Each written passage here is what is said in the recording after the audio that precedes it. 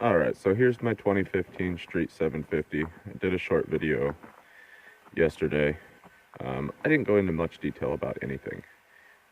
Today I just wanted to kind of touch on some of the stuff that I did and maybe explain a little bit better about what I was touching on yesterday.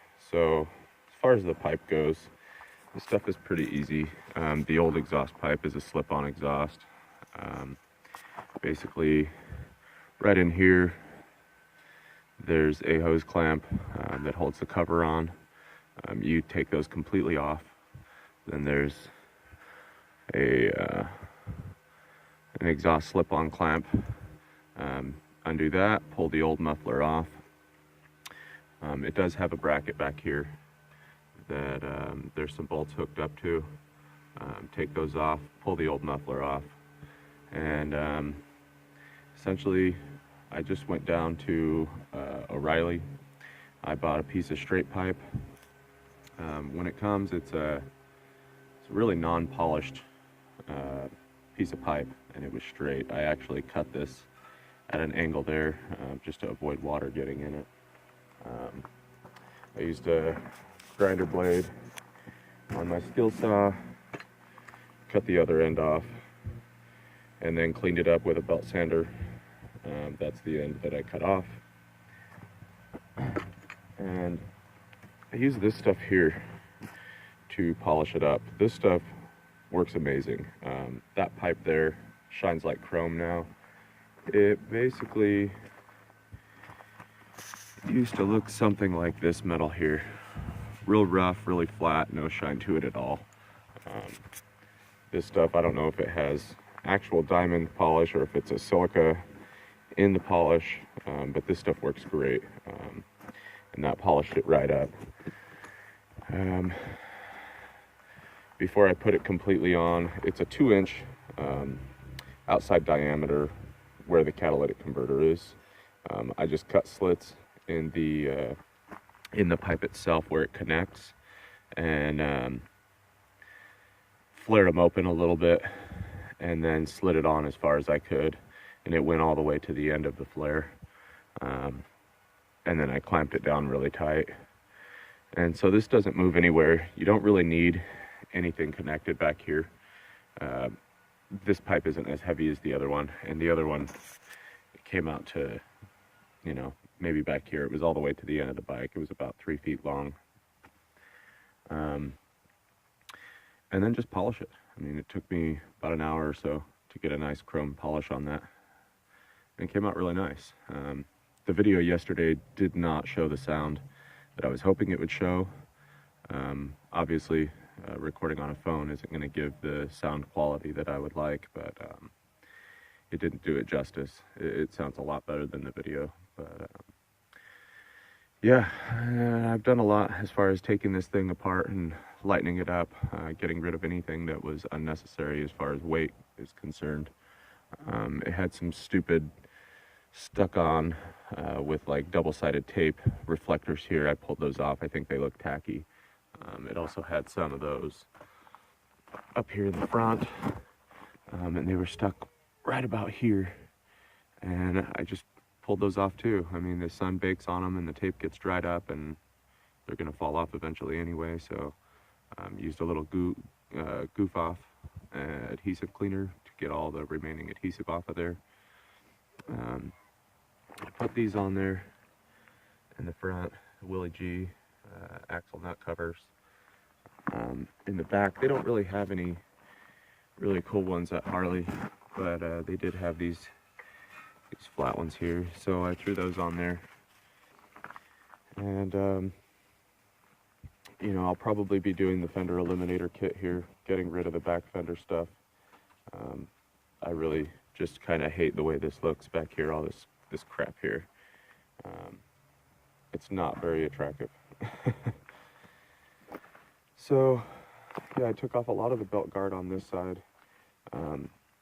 They have a piece that will cover the crank pulley here, and it's a lot better looking than this one here, but for now I kind of just changed it up. what I did here was I took a little bit of silver spray paint and just hit a real light spray in a circle, and then used some nail polish remover and actually went around with some with a rag, and until there was just a little bit left in the cracks, and it gives this like kind of a metallized look, which I think it looks a lot better than just plain cheap plastic, which is essentially what it is. It's cheap plastic. I got the cover on that side, same one on the other side.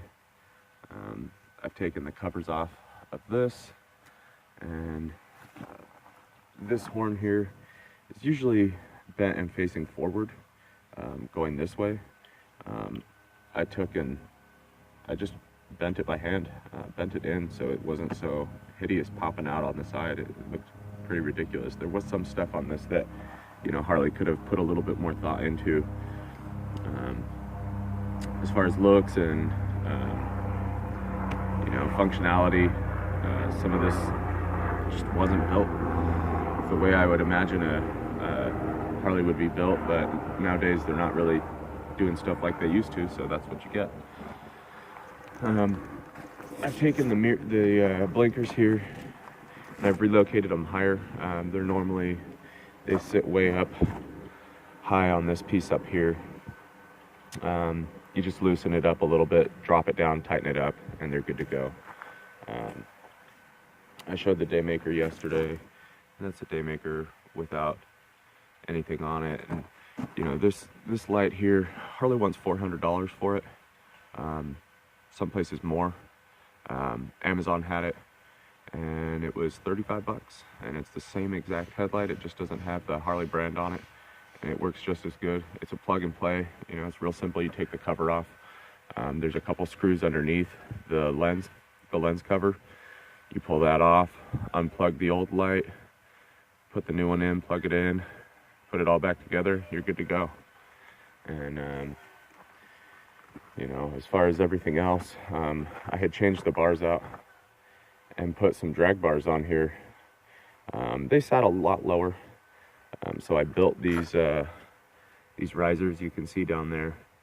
I made those with steel spacers and brass flange bearings to close up the gap between the bolts and the inside diameter of the spacers that I built, and it rose it up about 3 inches total.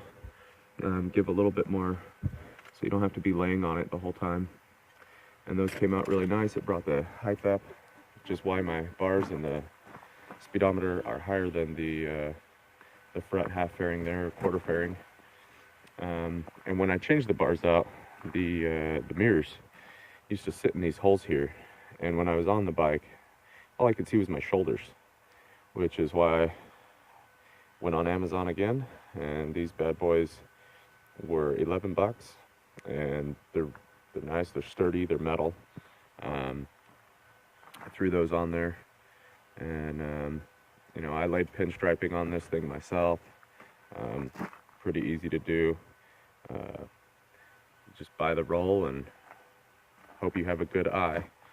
Lay it down nice and straight. The air intake has been changed. I put the Screaming Eagle in there. I'll probably modify that more on my own. Maybe buy another kit, but I'll probably just modify it. There's plenty of airflow going in, but I wouldn't mind having it a little bit more open. But I've had it remapped. Essentially right now, Harley doesn't do stage 2 or stage 3 for this bike. So it's completely maxed out as far as what you can do for power and stuff, aside from putting a turbo on it. And they have some pretty cool turbo kits. And there's a lot of stuff available for this bike from Free Spirits, a company out of Italy, that they make a lot of cool stuff for this bike. Brembo brakes and new triple trees, and you can pretty much get anything over there that you can't get over here in the US. But yeah, there's not a whole bunch more that I've done other than it's already had a brand new engine and transmission put in it. And it runs good. I really like it a lot. So I can go into detail about anything else. Had someone email me and had a couple questions about stuff, so I figured I'd just do this and show a little bit more. But I'm not going to fire it up right now. It's early in the morning, and I have neighbors that probably won't be too happy with me. So, yep. You guys have a good day.